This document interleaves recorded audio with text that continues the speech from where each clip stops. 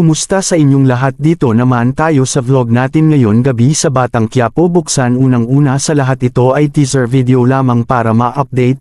Huwag kalimutan subscribe at follow ang channel para update.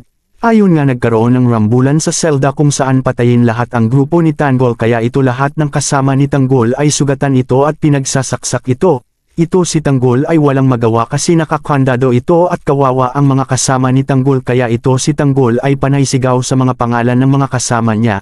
Itong mga jail guard ay pinaalam kay Chief Espinas na may rambulan kaya pumunta ito.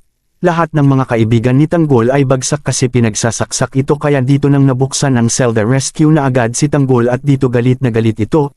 Dito dumating si David sa bahay at dito kinausap ito ni Tess, kaya ito si David ay nairete naman dahil sa pag-usap ni Tess. Dito ay nagbigay ng pagkain si David kay Camille, akala di pa siya kumain ngayon nang sinabihan na tapos kumain ay nagtampo. Dito ante pa din si